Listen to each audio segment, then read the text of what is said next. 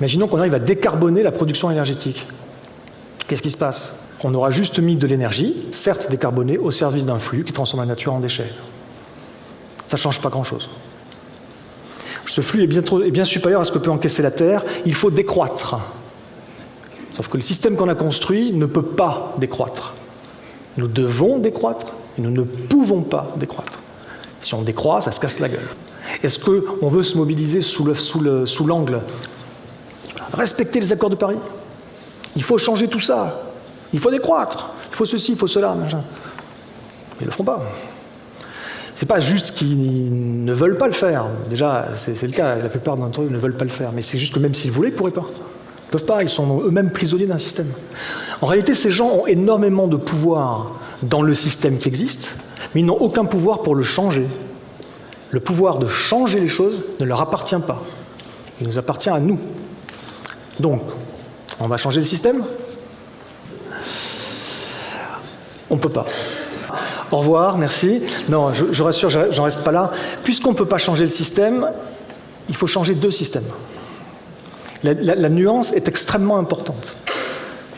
Moi, je vous affirme, et vous pouvez ne pas me croire et ne pas me suivre, mais moi, je vous affirme que tout ce qui relève de tenter de changer le système sera insuffisant. Je n'ai pas dit que ce n'était pas utile. Il faut s'attaquer donc à la cause des causes, c'est-à-dire changer de modèle de civilisation. Et comme, une fois de plus, on ne peut pas faire basculer le modèle existant, la meilleure manière de s'y prendre, c'est de proposer quelque chose de neuf. Donc, je vais terminer là-dessus, parce que pour moi, c'est la seule chose qu'il faut faire. Proposer quelque chose de neuf, ça veut dire quoi? Ça veut dire le construire et le rendre désirable, pour que ce ne soit pas juste une petite utopie à 20 personnes quelque part. Donc, il faut, d'une part, qu'il y ait une démonstration, une construction collective, tant qu'on peut encore le faire dans des bonnes conditions. Parce que c'est quoi, en fait? Ça revient à faire quoi? Ça revient à faire des choix difficiles, de ce que l'on veut conserver à tout prix, de ce qui nous est cher, de ce que l'on veut remettre en question, et jusqu'où, des choses qu'il faut arrêter, des choses qu'il faut limiter, des choses qu'il faut réimaginer, et des choses qu'il faut peut-être créer, évidemment. Mais cette conversation de ce que l'on veut garder, ce que l'on veut... cette conversation, il faut mieux l'avoir collectivement, une fois de plus, tant qu'on peut le faire dans des relativement bonnes conditions. Et si on ne le fait pas maintenant, ces choix, parce que la grande descente énergétique et matérielle dont j'ai parlé tout à l'heure va se produire, ces choix vont nous être imposés, dans le chaos, parce qu'on ne les aura pas anticipés. Ce qui se passe à ce moment-là, c'est qu'il y a toujours des individus qui émergent et qui disent « je vais vous assurer la sécurité en échange de la liberté ». Et s'il y a bien un invariant dans l'histoire, c'est qu'à ce moment-là, les gens choisissent massivement pour ce type d'option. Et il y a donc une grande question au-delà de est-ce qu'on survit ou pas, qui est comment, si on arrive à survivre, on survit comment?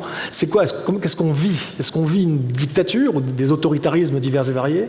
Ou est-ce qu'on a des conditions de vie encore dignes? Donc c'est tout ça qui est en jeu aujourd'hui.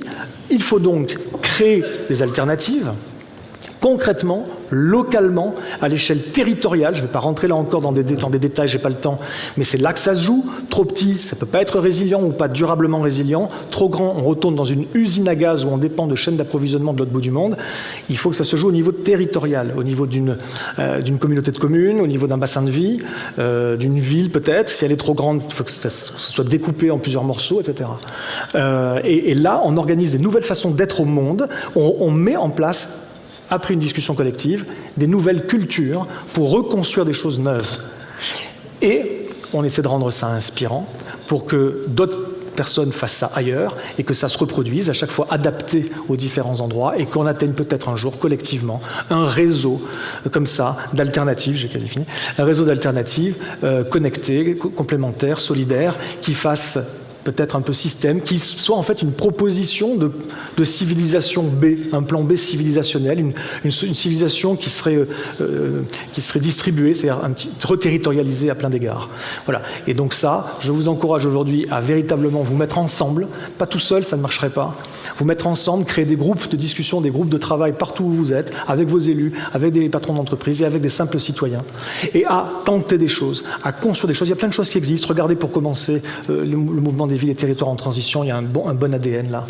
Et construisez des choses qui font sens localement et qui construisent de la résilience territoriale dans la dignité humaine. Faites ça et incluez à vos projets une partie storytelling, une partie récit pour mettre tout cela en image et en scène pour avoir des gens qui représentent des nouvelles échelles de valeur, qui sont représentés comme des nouveaux héros de ce que doit être le monde de demain.